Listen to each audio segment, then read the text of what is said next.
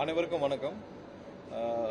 தேனி மாவட்டங்கள் மற்றும் மேலும் ஒரு சில மாவட்டங்களில் வந்து இந்த மேற்கு தொடர்ச்சி மலையில் வனப்பகுதின்னு சொல்லிட்டு உச்சநீதிமன்றத்தில் ஒரு சுமார் 15,000க்கும் மேற்பட்ட குடும்பங்களை வந்து அங்கே வனப்பகுதியிலேருந்து வெளியேற்றணும்னு சொல்லி ஒரு உத்தரவு பிறப்பிக்கப்பட்டது சமயத்தில். ஸோ அந்த உத்தரவை எதிர்த்து தமிழக அரசு சார்பாக சீராய்வு மனு தாக்கல் செய்யப்பட உள்ளது. அதுவரை எந்த விதமான மக்களை வெளியேற்றும் நடவடிக்கைகள் தமிழக அரசு சார்பாக இருக்காது. சீராய்வு மனு விரைவில் ஒரு சில நாட்களுக்குள் தாக்கல் செய்யப்பட உள்ளது. ஏன்னா அந்த பகுதியில் இருந்து நிறைய இடத்துல சீக்கிரம் வெளியேற்றப்படுகள் அப்படி இப்படின்னு சொல்லி ஒரு வதந்திகள் பரப்பப்படுது. கண்டிப்பாக தமிழக அரசு சார்பாக மக்கள் மீது அக்கறை கொண்டு உச்சநீதிமன்றத்தில் சீராய்வு மனு தாக்கல் செய்யப்பட உள்ளது. அதுவரை எந்த விதமான வெளியேற்றம் இருக்காது. கண்டிப்பாக 100 ஆண்டுகளுக்கு மேல விவசாயிகளாக வாழும் மக்களுக்கு கண்டிப்பாக அவங்களுக்கு தேவையான உரிமையை அங்கு நிலைநாட்டுவதற்காக உச்சநீதிமன்றத்தில் கண்டிப்பாக தமிழக அரசு சீராய்வு மனு தாக்கல் செய்யும். நிதிநிலை அறிக்கை வந்து இப்போ தாக்கல் பண்ணியிருக்காங்க 2 சட்டம். ஆனால் வந்து அரசு கட்சி எதிர்கட்சியை பொறுத்த வரைக்கும் இது வந்து 0 தான் மதிப்பெண் தர முடியும். எதுவுமே இல்லை, பழைய திட்டங்களை புதுசாக ஸ்டிக்கர் ஒட்டியிருக்காங்க. இல்லை, 2 திமுகவில் வந்து பேசினவர்களும் அதிமுக வந்து பேசணும்னு சொன்னாங்க. பழைய திட்டங்கள்னு எல்லா திட்டங்களுமே தமிழக அரசியல செயல்படுத்த வர திட்டங்களும் எல்லாமே வந்து 70 வருஷம் 80 வருஷம் ஒவ்வொரு திட்டங்களா செயல்படுத்திட்டு வர திட்டங்கள் தான். ஒவ்வொரு காலகட்டங்களும் அந்த திட்டங்களை இப்போ காலை உணவு திட்டமா யார் கொண்டு வந்தது? அது வந்து எம்ஜிஆர் கொண்டு வந்த திட்டம். ஸோ ஒவ்வொரு திட்டங்களும் உணவு திட்டங்கள் எல்லாமே ஒவ்வொன்றும் ஒவ்வொரு காலகட்டங்களில் ஒவ்வொரு அரசு கொண்டு வந்தது. அந்தந்த திட்டங்களை அந்தந்த அரசு அடுத்த அரசு வர்றப்ப நல்ல திட்டங்களை எடுத்து அதை மீண்டும் அதை செயல்படுத்துறதும், தேவையில்லாமல் ஏதாவது ஒரு திட்டங்கள் வந்து சரியாக செயல்படவில்லை என்றால் அதை மாற்றி அமைக்கும் விதத்திலும் நடக்கிறது நடைமுறை தான். அதில் எங்க திட்டத்தை கொண்டு வந்தோம் உங்க திட்டத்தை கொண்டு வந்தோம் எதெல்லாம் மக்களுக்கு பயனுள்ள திட்டங்களோ அனைத்து திட்டங்களும் விரைவாக நல்ல முறையாக செயல்படுத்துறதுக்காக இருக்கு. நேற்றே பாருங்க, இந்த 100 நாள் வேலைவாய்ப்பு திட்டம், அதுக்கு கிராமப்புற மக்கள் வேலைவாய்ப்பு திட்டம் 125 நாள் ஒன்றிய அரசு கொடுத்துருந்தாங்க. அதுக்கு தான் அவங்க சப்சிடியும் கொடுக்குறாங்க. அவங்க கொடுக்குற இதையும் மீறி நம்ம வந்து 150 நாட்களாக அதை என்ஹான்ஸ் பண்ணியிருக்கோம். ஸோ அந்த மாதிரி எங்கெங்கெல்லாம் மக்களுக்கு தேவைப்படுதோ அதெல்லாம் வந்து நம்ம விரைவாக செய்யக்கூடிய அளவில் தான் இன்னைக்கு இந்த பட்ஜெட் இருக்கு. இது குறைந்த கால அடுத்த பட்ஜெட்டுக்குள்ள நம்ம இருக்கிற நிதிநிலையை சரி பண்ணி இப்ப இருக்கிற பட்ஜெட்டை வைத்து இப்ப இருக்கிற நிதிநிலையை வச்சு எவ்வளவு தூரம் மக்களுக்கு திறமையாக எல்லாத்தையும் சரி செஞ்சு கொடுக்க முடியுமோ அதை வந்து தமிழக அரசு நம்மளுடைய முதல்வர் அவர்கள் ஆலோசனை பேரில் அனைத்து துறையிலும் செஞ்சுட்டு வராங்க. உங்க எல்லாரும் தெரியும் தமிழக நிதிநிலையில எவ்வளவு மோசமா இருக்குன்னு. இருக்கிற எல்லா பொதுத்துறை நிறுவனமும் எவ்வளவு மோசமான நிலைமையில் இருக்குன்னு. மின்சார வாரியமா இருக்கட்டும், இல்ல போக்குவரத்து துறையா இருக்கட்டும், இல்ல மற்ற பொதுத்துறை ஆவினா இருக்கட்டும், எல்லாமே வந்து மூடும் அளவிற்கான நிலைமையில தான் இவர்கள் விட்டு சென்றிருக்காங்க. நிதிநிலை வந்து எங்கேயுமே வந்து நிதி ஆதாரம் வந்து சொல்றாரு, நேற்று எடப்பாடி சொல்றாரு புதிய ஆதாரத்தை பெருக்குவதற்கு எந்த முயற்சி செய்யலன்னு. நீங்க என்ன செஞ்சீங்க? புதிய ஆதாரத்தை பெருக்கிறதுக்கு திரு எடப்பாடி அவர்கள் என்ன செஞ்சாரு? எதுவும் செய்யல. சரி, 5 வருஷத்துக்கு முன்னாடி திரு ஸ்டாலினும் திரு உதயநிதி அவர்களும் இதே இடத்துல தான் வந்து போனாங்க. அப்ப நீங்க புதிய அளவுல நிதி ஆதாரத்தை பெருக்க என்ன செஞ்சீங்க? எதுவும் செய்யல. ஆனால் கண்டிப்பாக முதல்வர் அவர்கள் எல்லா விதத்திலும் இதை சீரமைக்கும் வேலையை செஞ்சுட்டு இருக்கிறார். புதிய அளவுல வேற ஏதாவது நிதி ஆதாரங்களை பெருக்குவதற்கான வேலையும் முன்னின்று செஞ்சு கொண்டிருக்கிறார். கண்டிப்பா இது திருத்தப்பட்ட பட்ஜெட். ஏன்னா திருத்தப்பட்ட பட்ஜெட்ல எந்த விதத்திலும் மக்களுக்கு பாதிக்காத வகையிலும் புதிய அளவுல எந்தெந்த இடத்துல செயல்படுத்தணும் அதெல்லாம் செயல்படுத்துவார். அது இல்லாமல் இப்ப நெல் கொள்முதலுக்கு ஆதார விலையும் கரும்புக்கான டன் ஆதார விலையும் கண்டிப்பாக முதல்வர் ஆலோசிச்சுட்டு வர்றார். இன்னைக்கு வந்தவங்களும் அதை சொல்லியிருந்தாங்க. கண்டிப்பாக முதல்வர் எல்லா விதம் ஆலோசிச்சு கண்டிப்பாக தேவையான நேரத்தில் முதல்வர் வந்து எல்லா விவசாய சங்கம் எல்லாத்தையும் ஆலோசிச்சுட்டு உடனடியாக முதல்வரும் அது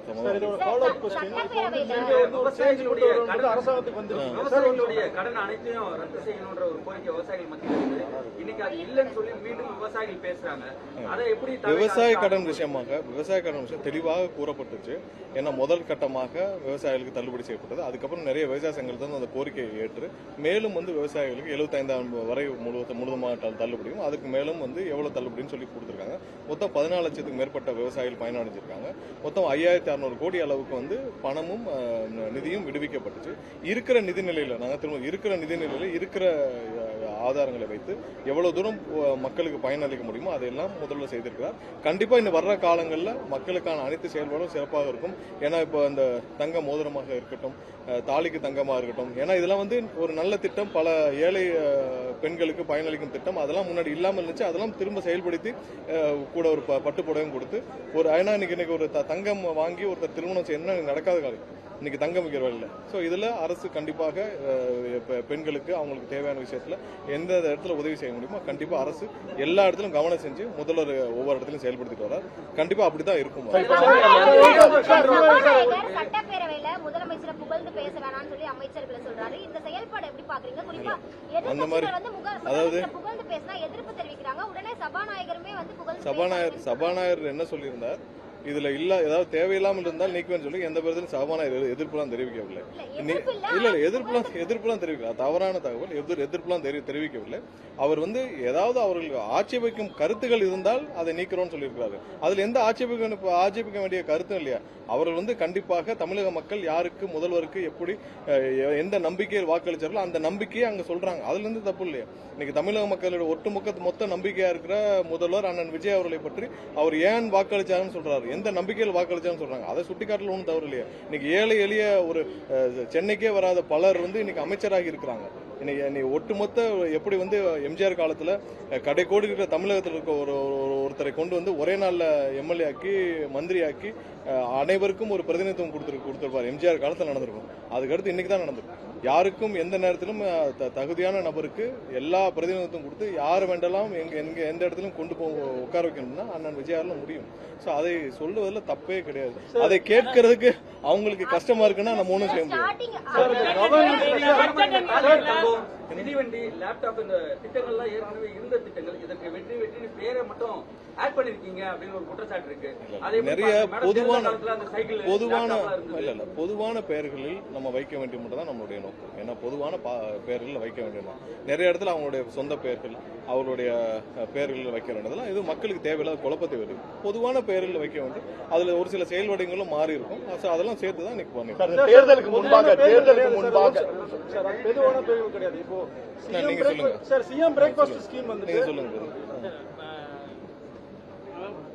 பட்ஜெட் என்கிற பெயர்ல முதலமைச்சருக்கு அமைச்சர் வந்து ஜால்ரா அடிச்சிருக்காரு. காவிரி வந்து தண்ணீரும் வர இந்த பட்ஜெட்ல வந்து திட்டங்களும் காவேரி விவகாரத்துல ரொம்ப தெளிவா சொல்லியாச்சு. நம்ம உச்சநீதிமன்றத்தில் 2 மனு தாக்கல் செய்திருக்கோம். ஒன்னு வந்து மேகதாதுல அவங்க வந்து இப்ப தண்ணீர் விடவில்லை என்பதற்காகவும், அடுத்து மேகதாது விஷயத்துல இப்ப ஏற்கனவே கொடுத்த வழிகாட்டுதலை எதிர்த்து, அதாவது போன இது மத்திய நீர்வள துறை வந்து அவங்க சார்பாக காவேரி படுகையில் இருக்கிற எல்லாத்தையும் வந்து அவங்க அங்க வர்ற ப்ராஜெக்ட்ஸ் எல்லாம் நீங்க வேலிடேட் பண்றதுக்கான ஒரு வழிகாட்டுதல் கொடுங்க. அந்த வழிகாட்டுதலையும் நம்ம எதிர்த்து 2 மனு தாக்கல் செய்துள்ளோம்.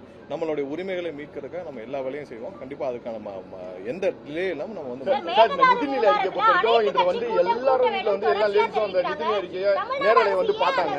ஆனா அவங்க பெரிதும் எடுத்து பார்த்தா அந்த 2500 ரூபாய் உரிமை தொகையா இருக்கட்டும், அந்த 4000 ரூபாய் வேலை இல்லாத பட்டதாரிக்கு 6 சிலிண்டர், இந்த மாதிரி எந்த திட்டங்களும் வரவில்லையா சார்? இல்ல, பெரும்பாலான திட்டங்கள் நம்ம சொன்னதுல எல்லாமே நிறைவேற்றிட்டு வரோம். இன்னும் ஒரு சில திட்டங்கள் கண்டிப்பாக நிதி ஆதாரத்தை சரி செய்த பிறகு கண்டிப்பா முதல்வர் அறிவிப்பார். ஏன்னா இன்னைக்கு இருக்கிற சூழ்நிலையில இவ்வளவு இருக்கிற கடன்கள், அதிகபட்ச கடன்கள் மத்தியில கண்டிப்பா எப்போ முடியுமோ உடனடியாக முதல்வர் செய்வார். ஏன்னா இதெல்லாம் ஒரு முக்கியமான பிரதானமாக முதல்வர் ஏற்றிருக்கிறார். கண்டிப்பா செயல்படுறோம். என்னென்ன கூறப்பட்டிருக்கோ எங்களுடைய இதுல தேர்தல் வாக்குறுதிகள் அனைத்தும் நிறைவேற்றப்படும். அந்த காலகட்டத்தில் தேர்தல் வாக்குறுதிகள் அனைத்து கட்சி கூட்டம் கண்டிப்பா கூட்டணும்னு சொல்லி எல்லா கட்சியுமே தொடர்ச்சியா வலியுறுத்துறாங்க. ஆனா தற்போது வரை தமிழ்நாடு அரசு அனைத்து கட்சி தமிழ்நாட்டில் இருக்கிற அனைத்து கட்சிகளும் இப்ப எங்களோட இருக்க கூட்டணி கட்சிகள் எல்லாம் வந்து எங்களோட ஆலோசிச்சுட்டு நாங்க அவங்களோட சேர்ந்து பேசி எடுக்கிறோம். அதே நேரத்தில் இப்ப திமுகவோ அதிமுகவோ ஒரு நிலையில் இருக்காங்க.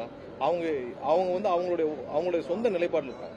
ஸோ திமுக வந்து எந்த காலத்திலும் தமிழகத்துக்கு தண்ணி வந்துடக்கூடாது, எப்படியாவது வந்து முதல்வருக்கு அண்ணன் விஜய் அவருக்கு பேர் கடிச்சு விடக்கூடாதுன்னு திமுக செயல்பட்டு இருக்கு. அவங்களோட அலைண்டா இன்னைக்கு வந்து அதிமுக வந்து அவங்க என்ன சொல்ல நினைக்கிறாங்களோ அதை சொல்ல முடியாத விஷயத்தில் அதிமுக மூலம் சொல்லிட்டு இருக்காங்க. இதற்கெல்லாம் நம்ம வந்து கூப்பிட்டு அவங்களை வச்செல்லாம் பேசினால் எந்த முடிவும் எட்டப்படாது. ஸோ அதனால யாரெல்லாம் வந்து ஆக்கப்பூர்வமாக தமிழக மக்களோடு இருக்காங்களோ, எங்களோட கூட்டணி கட்சிகளோட இருக்காங்களோ அவங்களோட நாங்கள் பேசி ஆலோசிச்சு தான் முடிவுகள் எடுக்கப்பட்டு வருது.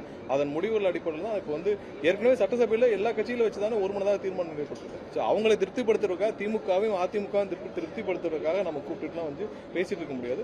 அவர்களுக்கு அந்த எண்ணமும் கிடையாது. அவங்க என்ன தமிழக மக்களுடைய நலனில் அக்கறை இல்லாதவர்களை கூப்பிட்டு பேசி என்ன பிரயோஜனம்? சார் தேர்தல் வாக்கு வந்து உயர்வுக்காக நீங்க 7ஆம் தேதி வரையும் ஆய்வு பண்றோம்னு சொன்னீங்க. உயர்ந்த இது ஆய்வு நாளைக்கு வரையும் பண்றோம்னு சொன்னீங்க. அது என்ன நிலைமையில இருக்கு? இன்னைக்கு வெளியிடப்படும் சுமார் 1,60,000க்கும் மேற்பட்ட ரீஅசஸ்மெண்ட் வந்து முடிஞ்சிருக்கு. அதோடைய அதே அளவு தான் 0.7% தான் அந்த ரீஅசஸ்மெண்ட்ல மிஸ்மேட்ச் இருக்கு. இன்னைக்கு அது தகுந்த இப்போதான் அதை வெரிஃபை பண்ணி முடிச்சோம். சுமார் 1,60,000க்கும் மேற்பட்ட ரீஅசஸ்மெண்ட் கம்ப்ளீட் ஆயிருக்கு. அதோடைய ரிசல்ட் வந்து இன்னைக்கு ஒரு 1 ஹவர்க்குள்ள வெளியிடுவாங்க. இப்போ அது அதிகமாக கட்டிட்டாங்கன்னா அவங்களுக்கு ரீப்ளேஸ்மெண்ட் ஆகுமா? இல்ல மிஸ்மேட்ச் வந்து நான் சொல்றது எப்படின்னா 1,60,000ல ஒரு 1,200 சம்திங் தான் வந்து மிஸ்மேட்ச். இது வந்து 0.07. அதுல மேக்ஸிமம் எப்படின்னா டோர் லாக். இப்போ ஒரு வீட்டுக்கு போறாங்க, டோர் லாக் ஆகுது, அவங்க ப்ரீவியஸ் இதை போறாங்க. மிஸ்மேட்ச்ங்கிறது நீங்க இவ்வளவு அதிகமான சொல்லுங்க. மிஸ்மேட்ச்ங்கிறது அந்த ரீடிங் எக்ஸாக்ட் ரீடிங்க்கு இதுக்கும் மிஸ்மேட்ச். ஸோ இது எல்லா காலகட்டம் இப்போ டோர் லாக்னா அவங்க வந்து ப்ரீவியஸ் ரீடிங்கை போட்டு இந்த மாதிரி முடிக்கிறாங்க. ஸோ அந்த ரீடிங் தான் தவிர்த்து நீங்க இங்க சொல்லப்பட்ட மாதிரி பெரிய அளவில் அந்த மாதிரிலாம் பெரிய அளவில் எந்த தவறும் கிடையாது. நீங்க மிஸ்மேட்ச் இருக்கிறது 0.06 to 0.7% தான். அதோடைய இன்னைக்கு இது வரைக்கும் பண்ணப்பட்ட அந்த மொத்தமாக பண்ணப்பட்ட ரீஅசஸ்மெண்டோட டீடைல்ஸை 1,60,000 பிளஸ் இருக்கு. ஸோ அதை இன்னைக்கு வந்து வெளியிடுவாங்க. சார் தேர்தல் வாக்கு சார்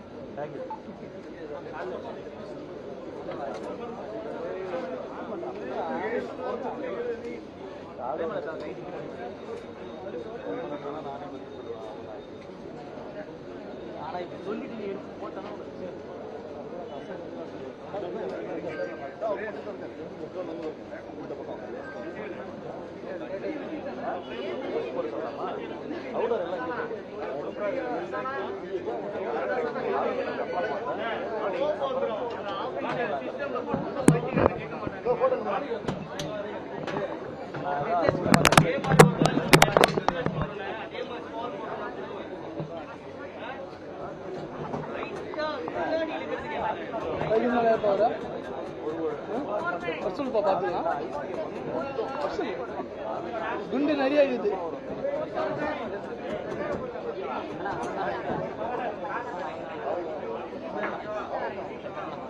அவரை பார்த்து அவ்வளவுதான் கேட்குறேன்.